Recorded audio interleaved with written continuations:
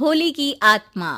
बचपन से शहर में रहने वाला मनोज इस साल होली की छुट्टियों में अपने गांव दुर्गापुर वापस आता है, जहां उसे देख पूरा गांव खुशी से झूम उठता है। जब गया था तब इतना सा था और अब देखो कितना बड़ा हो गया है। हाँ सरपंच जी, जब मैं गया था तब आप भी बहुत जवान थे और अब देखो कितने बूढ़े हो गए हैं आप। चलो चलो, बढ़िया है। बच्चा घर वापस आ गया। इसी खुशी में आज रात पार्टी होगी। क्या बात है, गांव में भी पार्टियां होने लगी। वैसे अगर पार्टी की बात है तो आज क्यों सीधा होली पार्टी करते हैं। होली पार्टी की बात सुन चहल पहल में अचानक सन्नाटा छा जाता है, जिसे देख मनोज को कुछ अजीब लगता है, लेकिन तभी सरपंच बात पलट देता है। अब बहुत देर हो गई, चलो सब अपने घर चलो, पार्टी के बारे में कल सोचेंगे। मनोज भी मम्मी पापा के साथ घर आ जाता है, पर होली पार्टी और उस पर पूरे गांव की खामोशी वाली बात अभी तक उसके जहन से निकलती नहीं। पापा, होली पार्टी की बात पर सब चुप क्यों हो गए थे? अरे होगी उनकी कोई अपनी बात। मुझे गांव की पंचायत ही थोड़ी पता है। थक गया हूँ, चलो सो जाते हैं, कल बात करते हैं। पापा की बात मानते हुए मनोज भी सोने चला जाता है। आज तो छुपा लिया, लेकिन हफ्ते बाद जब होली का दिन आएगा तब इसे कैसे रोकोगे? अगली सुबह सूरज के साथ ही मनोज भी गांव घूमने निकल जाता है, जिस पर रास्ते में उसे अपनी ही उम्र के कुछ लड़के भी मिलते हैं, जिनसे दोस्ती कर अब वो उनके साथ घूमने लगता है। इसी तरह कुछ दिन बीत जाते हैं और होली नजदीक आने लगती है। दोस्तों, होली में 4 दिन ही बचे हैं, पर गांव में उसकी कोई तैयारियां क्यों नहीं दिख रही? क्योंकि यहाँ होली नहीं मनाई जाती। अरे पर ऐसा क्यों? वो राजा भूषण। अरे तुम 4 दिन के लिए आए हो, क्या इतना सोच रहे हो? चलो कुछ खाने चलते हैं। इसी के साथ एक बार फिर होली की बात को टलते हुए देख मनोज को शक होने लगता है। वो घर पहुंचते ही इंटरनेट पर अपने गांव और राजा भूषण के बारे में जानकारी निकालने लगता है। क्या? मुझे आज तक ये नहीं पता था। ऐसा कैसे? किसी ने मुझे कुछ बताया क्यों नहीं? सारी जानकारी लेने के बाद मनोज गांव वालों या अपने मम्मी पापा से कुछ पूछे बिना खुद ही उसकी सच्चाई के बारे में छानबीन करने लगता है, जिसके चलते वो राजा भूषण की हवेली में पहुंचता है। वाह, क्या हवेली है यार। पर क्या यहाँ सच में कोई भूत है? हेलो भूत जी, कोई है क्या? हम इस साल गांव में होली सेलिब्रेट कर रहे हैं, क्या आप उस पर थोड़ा इंटरव्यू देंगे? मनोज के ऐसा बोलते ही गांव में तूफान उठ जाता है और हवेली में रखी सारी चीजें हिलने लगती है।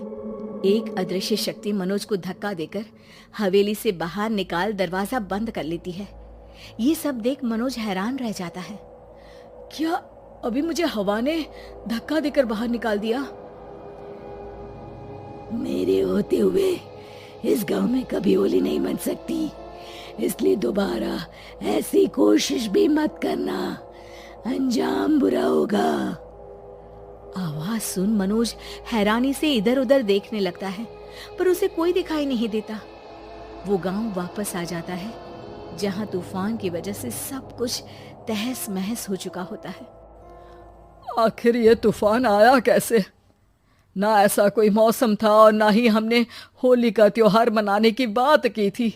सरपंच की बात पर कोई रिएक्शन दिए बिना मनोज चुपचाप अपने घर चला जाता है।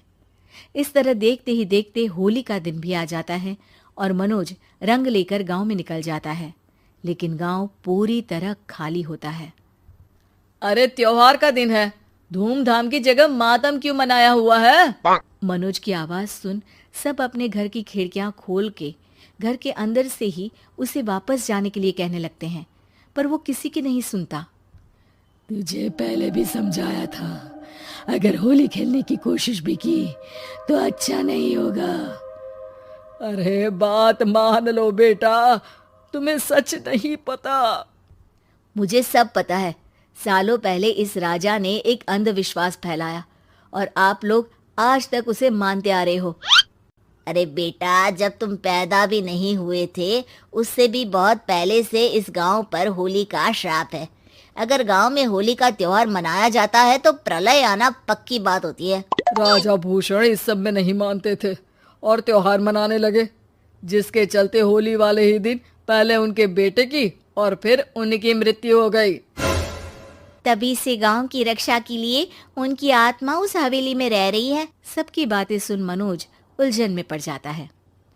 सोचना भी मत मनोज, अगर तुमने इस परंपरा को तोड़ने की कोशिश भी की तो उसका परिणाम इस गांव और गांव के लोगों के लिए अच्छा नहीं होगा।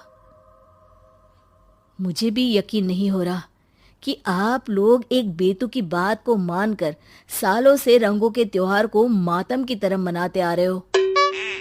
मनोज किसी की कोई बात ना मानते हुए पूरे गांव में रंग बिखेर देता है, जिसके तुरंत बाद वहां तूफान के साथ बिजलियां गरजने लगती है।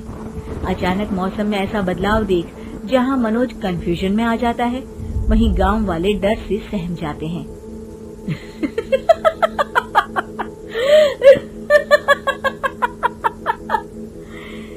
इस लड़के ने हमारे जैसे सिर्फ अपने स्वार्थ के लिए नहीं बल्कि पूरे गांव की खुशियों के लिए यहाँ होली मनाई है, जिस वजह से अब इस गांव पर होली का श्राप टूटता है। ऐसा बोलकर राजा का भूत वहां से गायब हो जाता है, जिसके बाद गांव के लोग धूमधाम से होली मनाते हैं। खुशियों के रंग गांव में बिखरे ही होते हैं कि अगली सुबह अचानक मनोज कहीं गायब हो जाता है और एक बार फिर गांव में होली का नया राज शुरू हो जाता है।